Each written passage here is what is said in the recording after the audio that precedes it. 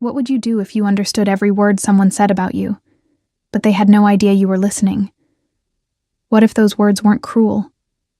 What if they were the truest things anyone had ever said about you, spoken freely, in a language the speaker was certain you didn't know?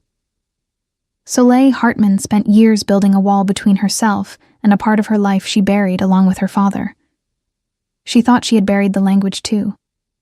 She thought she had buried the girl who used to walk the streets of Seoul at dawn, holding a diplomat's hand, learning how to say things like trust and longing, and home in a tongue that was never supposed to be hers.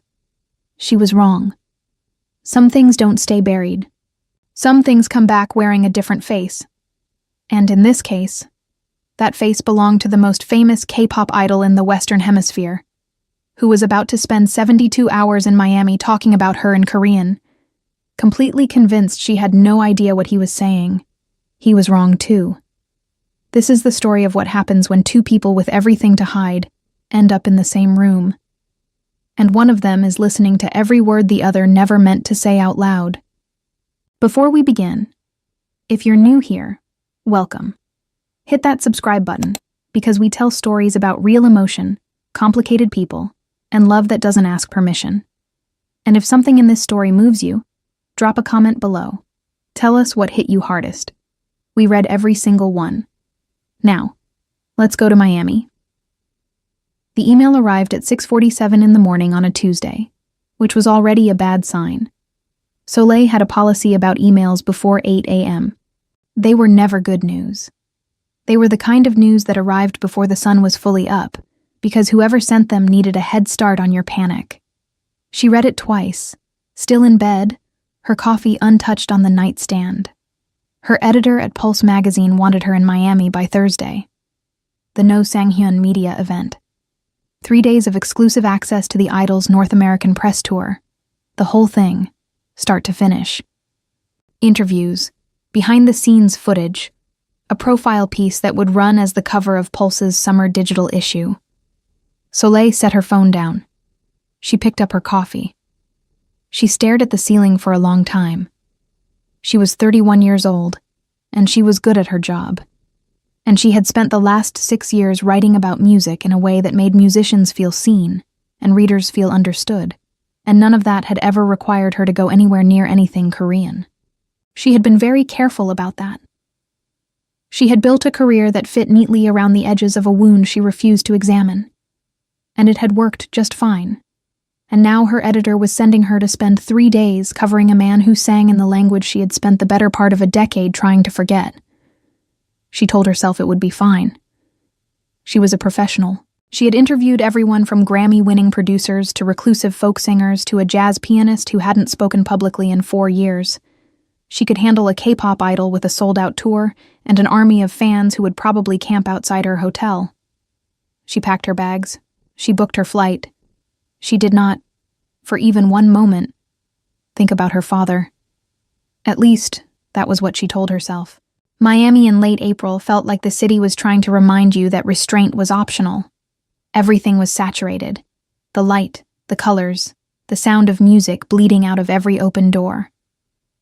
Soleil arrived on Thursday afternoon and spent exactly 40 minutes in her hotel room before her phone rang with the first briefing call from the PR team handling Sanghyun's tour. Her contact's name was Ji-woo Park, a fiercely efficient woman who spoke English with the particular precision of someone who had learned it as a second language and then quietly surpassed most native speakers. Ji-woo explained the schedule. Cocktail reception that evening for press and industry, full media day on Friday, the headline concert on Saturday night, and then a private Sunday morning session for the cover feature.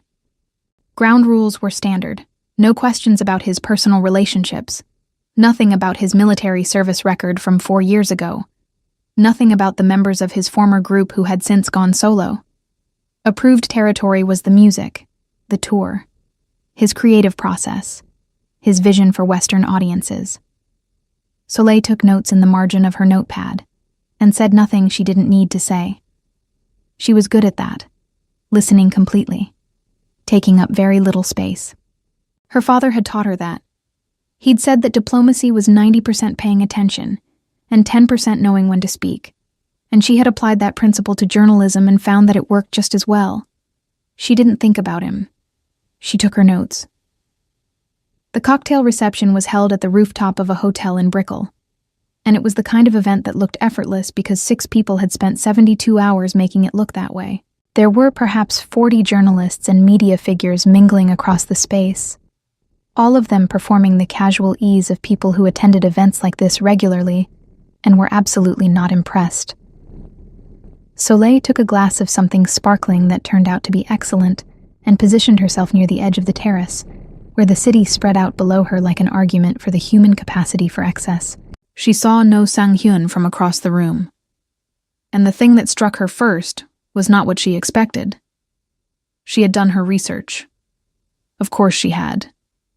She had watched the concert footage and the interviews and the making-of documentaries. She knew the performance, the way he commanded a stage, the particular quality of stillness he had before he started singing, like a held breath. She knew the public version. What she hadn't been able to prepare for was how he moved through a room full of people when he thought no one was watching him specifically. He was talking to someone from a music blog, and he was leaning in slightly, and he was laughing at something the other person said. And there was nothing calculated about it. The charm was real, which was somehow more disarming than if it had been performed. He was 28 years old. He had released 4 solo albums since leaving his idol group at 23, each one more critically acclaimed than the last. He was raising his younger brother June, who was 14, because their parents had died in a car accident 3 years ago, and Sang-hyun had simply, without announcement, without publicity, become the only parent June had left. Soleil knew this from research, not from any public statement. He had never spoken about it in an interview. His team had never confirmed it. It existed in the white space between facts, the place where the truth lives when someone is protecting something fiercely. Ji-woo materialized at Soleil's elbow. He'll make his way around in the next half hour. When he gets to you, you'll have about 10 minutes for introductions. Save the real questions for Friday. Soleil nodded and resisted the urge to say that she already knew exactly what she was doing. He got to her at about the 40-minute mark. She saw him making his approach from the corner of her eye, the way the energy of the room shifted slightly, like a tide adjusting. He said goodbye to the journalist he was talking to and turned, and for 1/2 second, Soleil felt his attention land on her with a kind of focused specificity that she hadn't expected, like he had been saving this particular moment. Then he smiled, and she understood immediately why people bought stadium tickets to spend 3 hours in the same room as him. Soleil Hartman. He said her name like he had practiced it, which she suspected he had. I read your piece on Marcus Way last year, the one about the 6-year recording silence. That was really something. She had not expected him to lead with that. Thank you, she said. He was hard to get, worth it. The way you wrote the ending, mean he didn't stop making music. He stopped making music for other people. That stayed with me for weeks. Soleil looked at him and tried to assess whether he was performing charm or simply had it in dangerous surplus. She concluded it was possibly both, which was a more interesting problem. I'll try to write something worth quoting about you, she told him. He laughed. It was a real laugh, surprised out of him, and she felt the shape of the conversation shift slightly, like they had just moved from the scripted portion to something less rehearsed. He moved on after 11 minutes, which was one more than Ji-woo had allotted. Soleil finished her drink and thought about how this was either going to be an excellent story or a very complicated 3 days. She was right on both counts. Friday was a full media day, which meant that Soleil spent 12 hours moving between press junket rooms and informal observation posts, doing what she did best, watching, listening, and writing 7 pages of notes that most people wouldn't have noticed her taking. What she also spent Friday doing, though she had not planned for this, was understanding Korean. She had not lost it. That was the discovery that ambushed her in the green room at 9 a.m, when Sang-hyun walked in talking to his manager, and she caught every word. She had spent 5 years not being exposed to the language in any sustained way, had gently exited from every situation where it might appear, had even changed her streaming algorithm to make sure Korean music didn't find its way into her playlists. She had thought that was enough. She had thought that if she stopped feeding something, it would eventually starve. The language was right there, intact, preserved, waiting. His manager was asking about June. Had he arrived safely? Was he settled in the hotel room? Did he need anything? Sang-hyun confirmed yes. He'd arrived yesterday afternoon. Fine. Going to spend the day by the pool. A real break from studying for once. The manager nodded. The kid deserved it. Something quiet and fond moved across Sang-hyun's face. Then, something that translated, roughly, to, "He deserves everything good." Soleil wrote absolutely nothing in her notepad. She stared at the wall and breathed.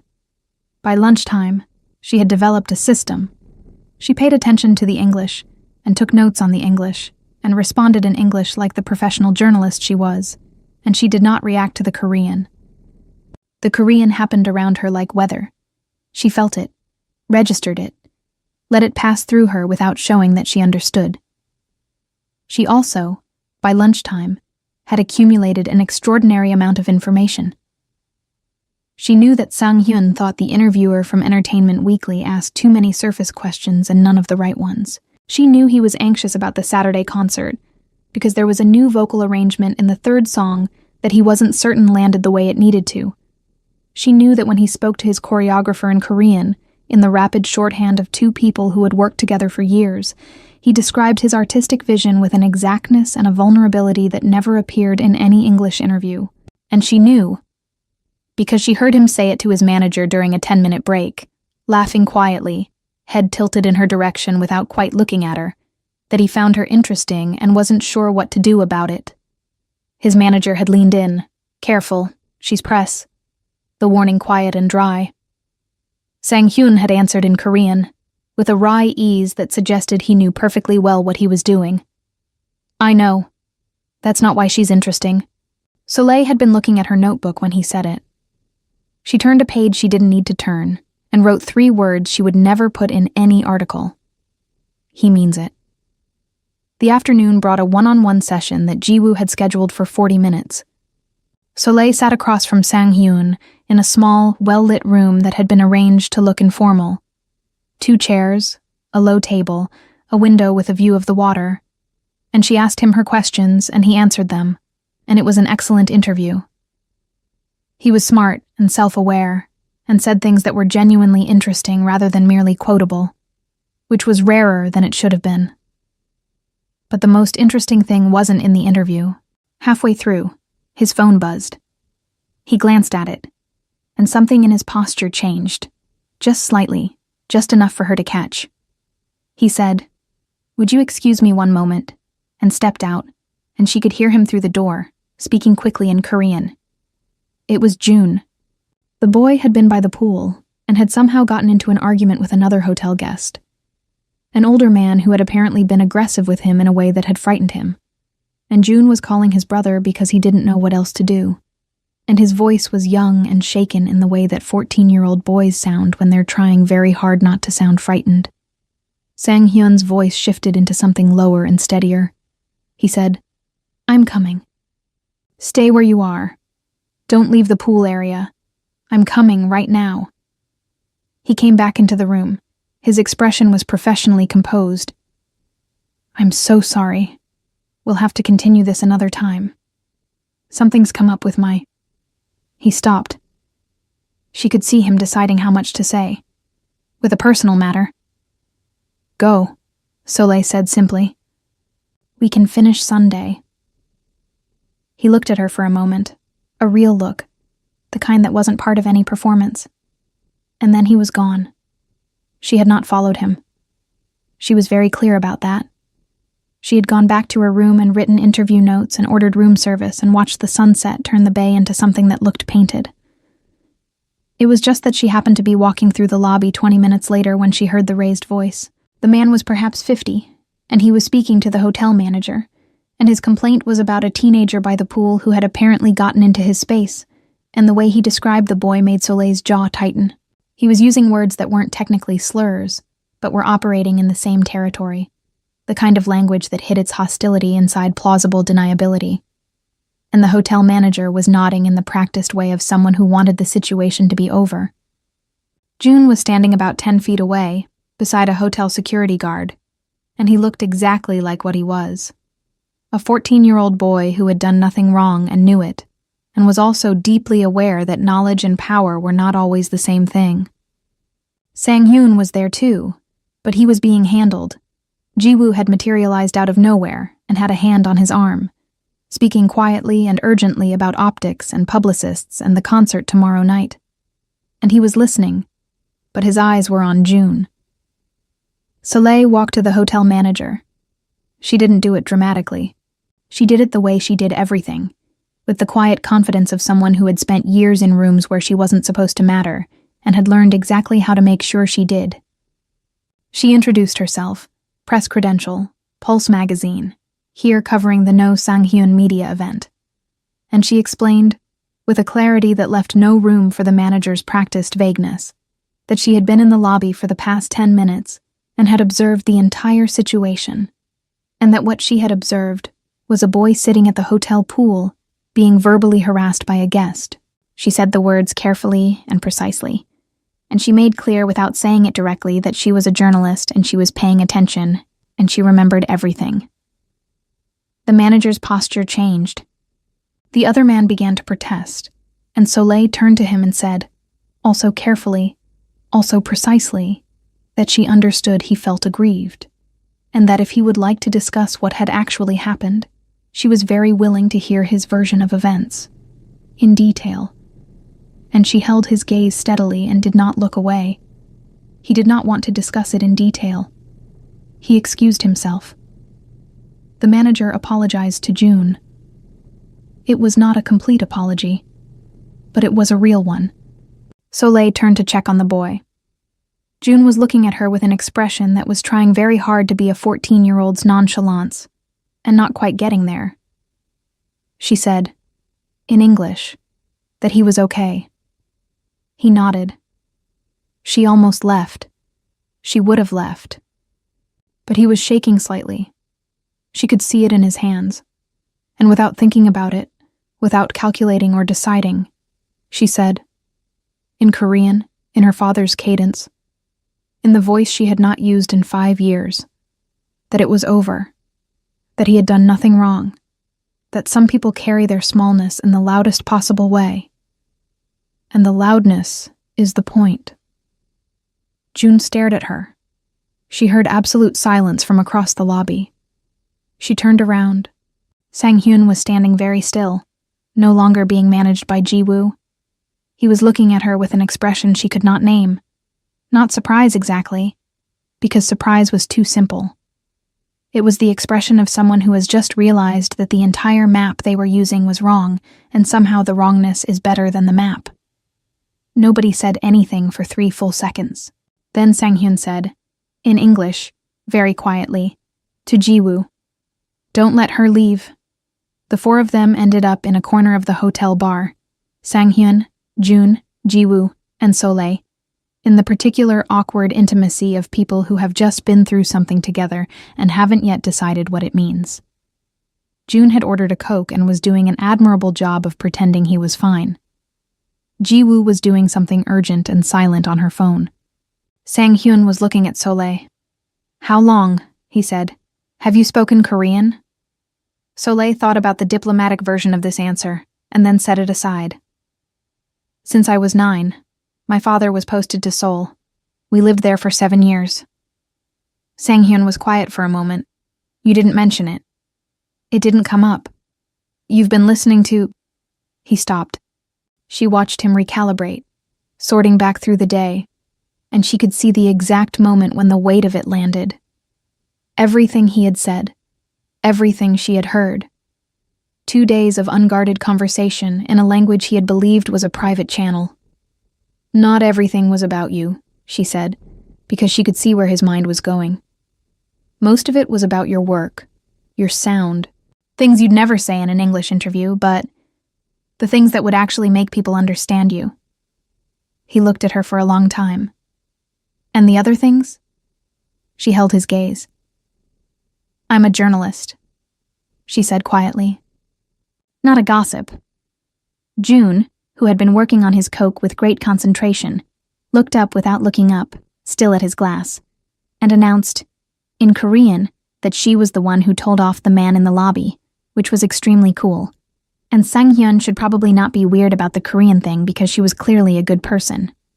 Soleil looked at her drink so that neither of them would see her trying not to smile. Sang-hyun told June, in Korean, to go to bed. It was past 10. June pointed out that he was 14, not 8, a beat. Then, he was aware of that.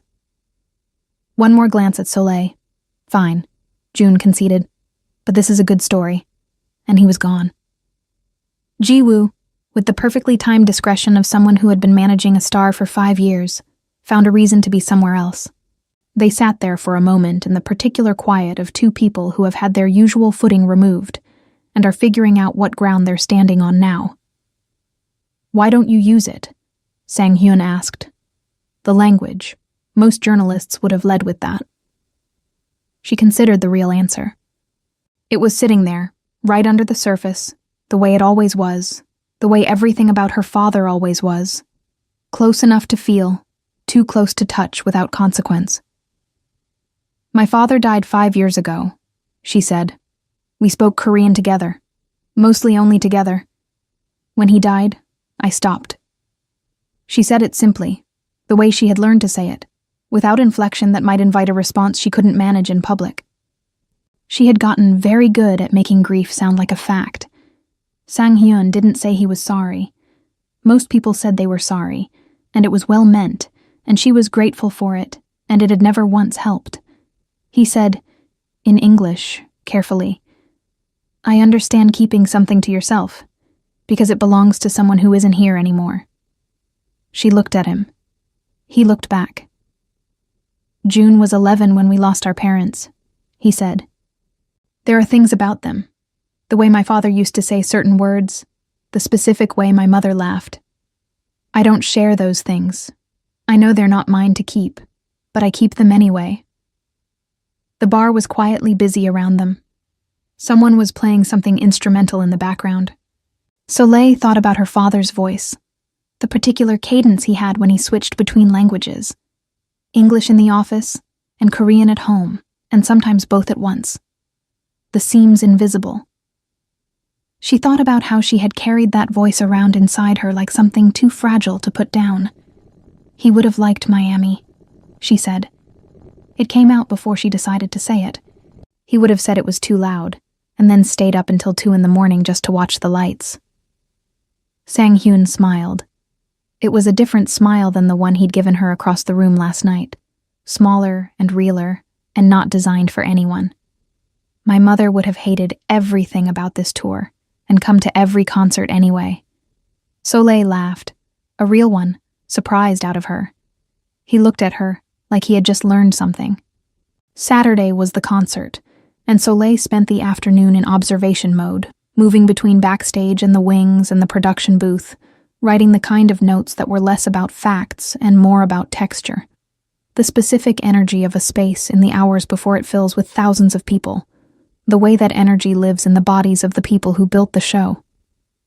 Sang-hyun's energy backstage was nothing like his energy at the cocktail reception.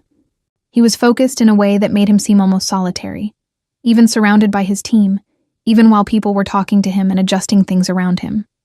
There was a quality of internal gathering, like he was drawing himself toward a center point. She had seen it in other performers. In the best ones, it wasn't nerves. It was something more like gravity. He saw her across the backstage corridor 40 minutes before showtime and broke out of his circle to walk over. His team's collective energy spiked slightly with the kind of concern that people have when someone important is doing something unscheduled. The third song, he said, without preamble. The new vocal arrangement. Tell me what you hear. She blinked. I haven't heard it yet. You will in... He glanced at the clock. 38 minutes. I want to know if it lands. Not what the music press will say about it. What someone who listens for the real thing hears. She looked at him. There was something unusually exposed about the ask. the particular vulnerability of a performer who cares too much about getting something right and knows that caring is a liability but can't quite stop. "You'll be the last person I find before you go out," she told him. "Tell me where to be." He put her at stage left, where the sound mix was clean, and she could see both the audience and the band. The concert was extraordinary in the way that all the best live music is. Not because every moment was perfect, but because the imperfect moments had weight, had consequence, had the feeling of something happening that would not happen again in exactly this way. The third song.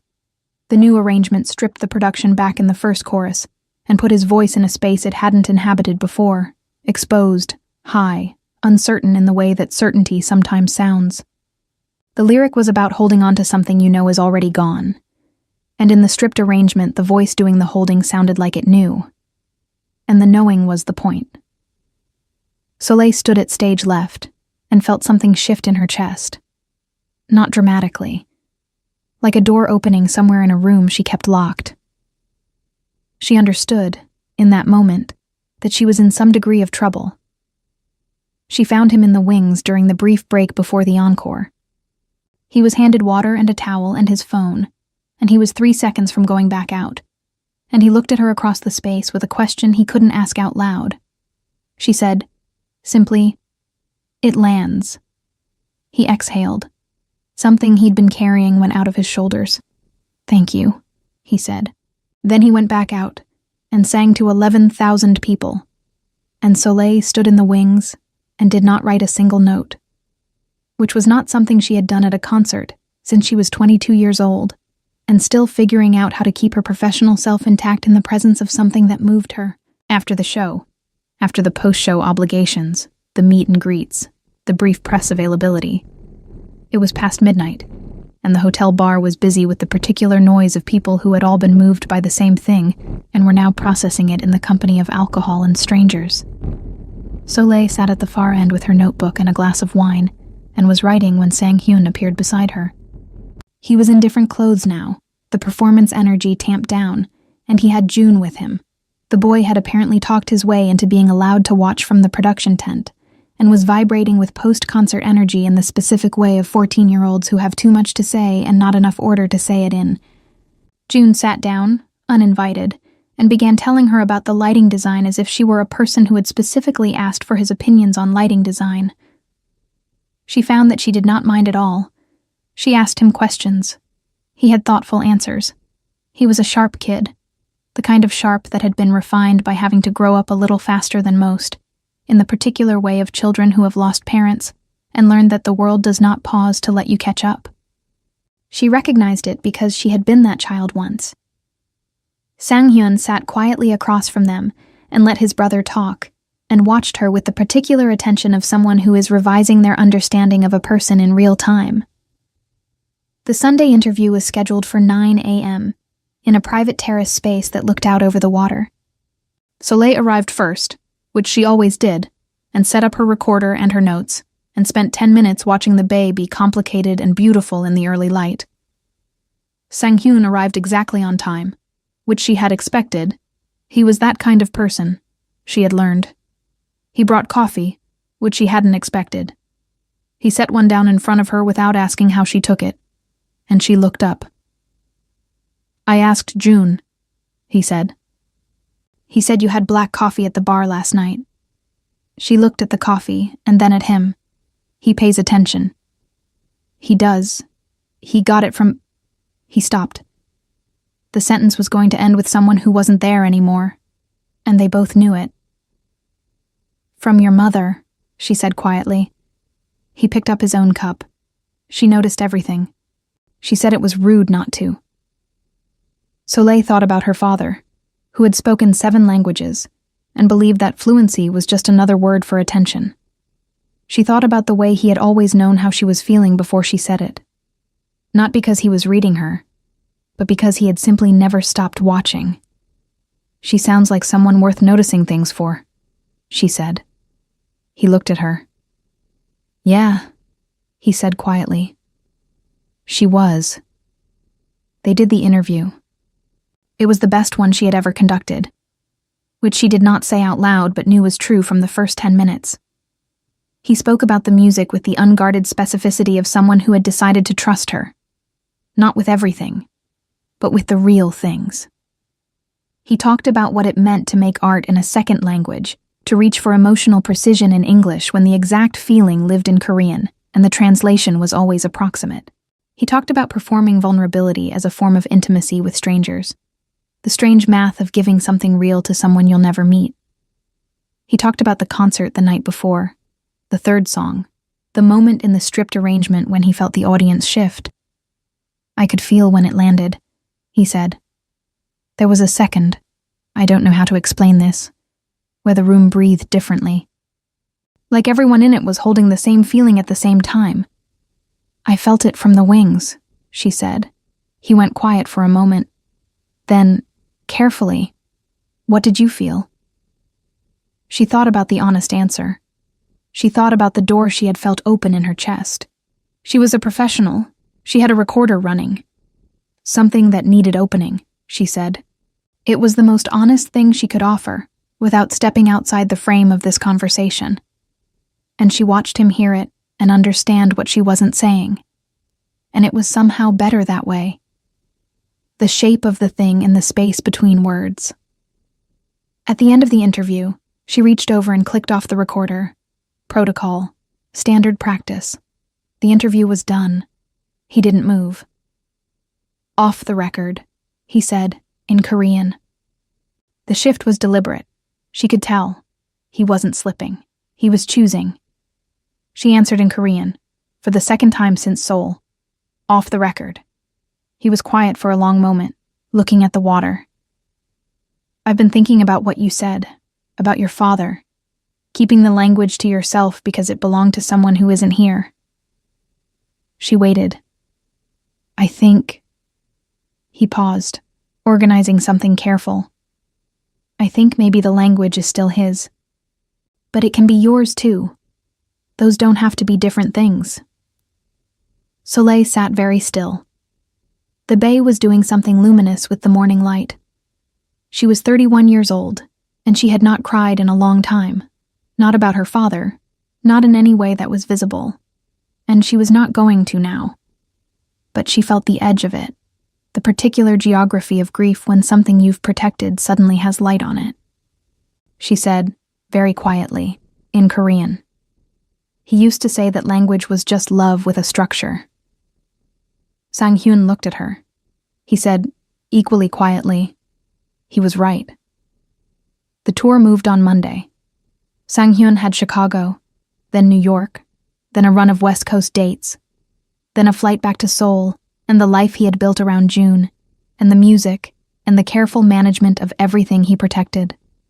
Soleil flew back to New York on Monday afternoon.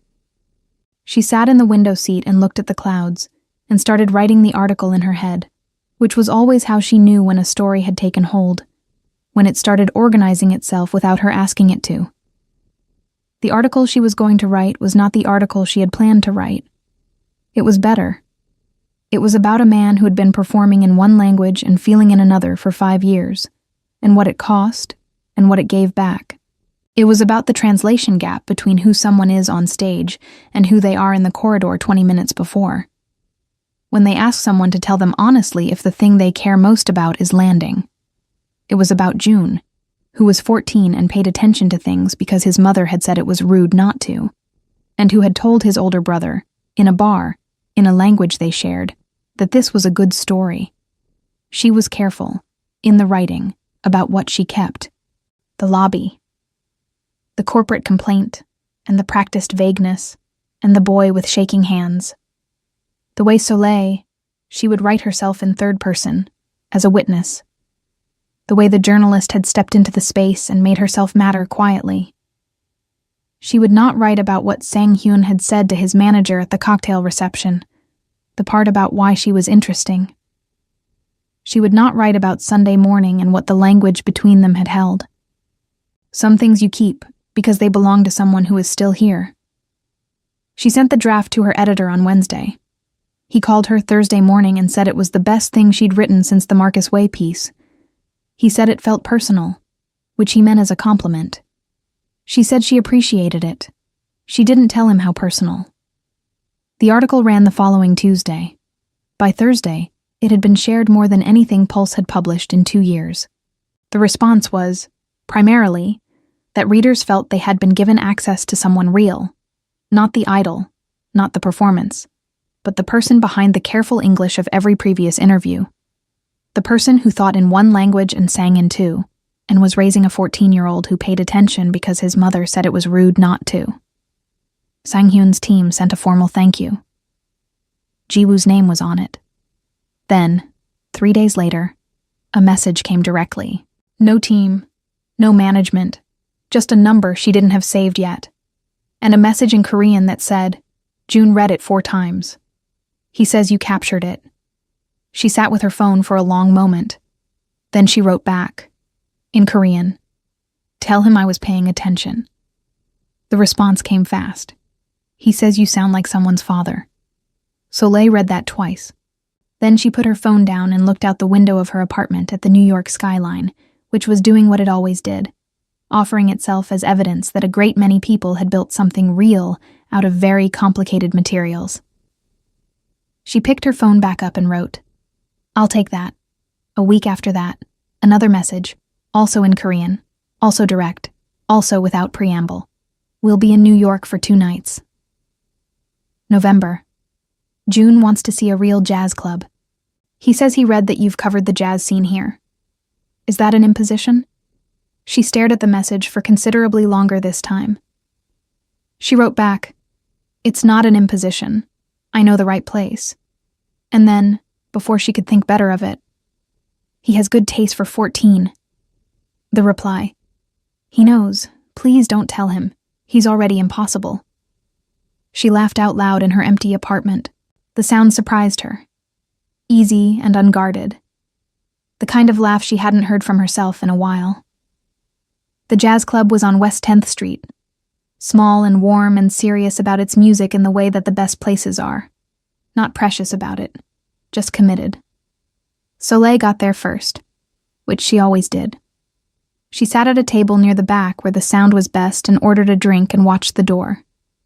They came in at 8:15. June first, because he walked fast and saw everything. Then Sang-hyun a step behind, scanning the room with the particular alertness of someone who had learned to always know where the exits are. June spotted her immediately. He said, in Korean, not particularly quietly, that she looked exactly the same, which he seemed to mean as a positive observation. Sang-hyun said, also in Korean, drier, she can hear you. June said he knew that. That was the point. Soleil smiled and did not pretend she hadn't heard. The music started at 8:30, a quartet playing something that was partly Coltrane and partly a conversation with Coltrane, the kind of jazz that knew its history and was choosing what to do with it. June leaned forward from the first note. Sang-hyun watched his brother watching the musicians, and the expression on his face was the quietest and most unguarded thing Soleil had seen from him in the 5 months since Miami. She looked away before he could catch her watching. Between sets, June asked her about the bassist. Specifically the bassist, with the focused specificity of someone who was already in love with something and wanted confirmation. She told him about the musician, about her background, about the particular tradition she was working in, and he listened with the quality of attention that his mother had apparently said was just basic courtesy. And she felt something that she recognized after a moment as the specific ache of someone who reminds you of a person you loved. Sang-hyun was watching her. She knew without looking. After the second set, June announced he needed water and disappeared toward the bar with the transparent timing of a 14-year-old who had decided that things needed to happen and was going to arrange for them. The table was suddenly very quiet. He's not subtle, Sang-hyun said. No, she agreed. He also has very strong opinions about people. He paused. He's usually right. Soleil looked at him across the small table, in the low light of a jazz club on West 10th Street, with a city full of complicated, beautiful materials doing what it did outside. He said I sounded like someone's father, she said. You do. Sang-hyun said it simply. The way you listen, the way you don't flinch from what's real. He looked at his drink for a moment. It's rare. She thought about her father, who had noticed everything and said it was rude not to. She thought about a rooftop in Seoul, and the particular blue of the Han River at dawn, and a man who could say love in 7 languages and meant all of them the same way. She thought about what it felt like to carry a language inside you like a held breath, waiting to see if you'd ever let it out. She had let it out in a hotel lobby in Miami, for a frightened boy with shaking hands, and the world had not ended. Something else had started. My father believed that paying attention was the most important thing a person could do, she said. He said everything else, the languages, the diplomacy, the crossing between worlds. It all came from that, from deciding someone was worth watching. Sang-hyun was quiet for a moment. Then, was he right? She looked at him steadily. He was almost always right. He looked back. Almost? He thought I should have become a diplomat, she said. He was wrong about that. Sang-hyun smiled, the small real one, not the one designed for rooms. Lucky for me.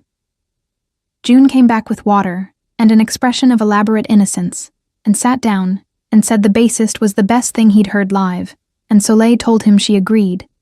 And Sang-hyun caught her eye across his brother's head, and there was something in the look that was new.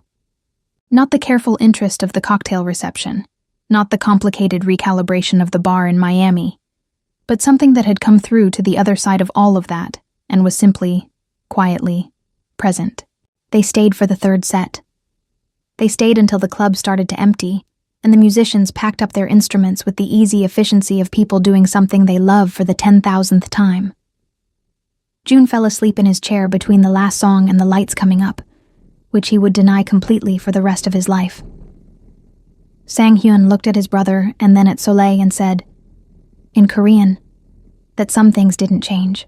She said, in Korean, that some things weren't supposed to. He smiled. Outside, the city was doing what it always does, enormous and indifferent and full of people who had built real things from complicated materials. They stood on the sidewalk for a moment with the night air and the sound of taxis, and June blinking awake and pretending he had been awake the entire time. Next time you're in Seoul, Sang-hyun said, I'll show you the places that haven't changed. She thought about the Han River at dawn. She thought about the streets she had walked at 9 years old, holding a diplomat's hand, learning how to say things like trust and longing and home. I'd like that, she said. It was a simple thing to say. It was also, she understood, the truest thing she had said in a long time. An opening, not a promise, but the kind of opening that only happens when you've decided that something is worth the risk of walking toward it. Her father had taught her that too. Pay attention. Notice what matters. Don't look away from the real thing when you find it. She hadn't. Standing on a sidewalk in November, in a city that doesn't pause for anyone, with everything that might happen still ahead of them, and the things that brought them here still present. The losses, the languages, the careful keeping of what belongs to people who are gone. If this story moved you, if you felt the weight of what it means to carry a language like a held breath and finally let it out, tell us in the comments. Tell us which moment stayed with you. Tell us about the things you've kept, the languages you've held, the people who taught you that paying attention is the most important thing. We read every single one. And if you're new here, subscribe. We'll be here, telling stories about real people who feel real things and find each other in the most unexpected rooms. We'll see you next time.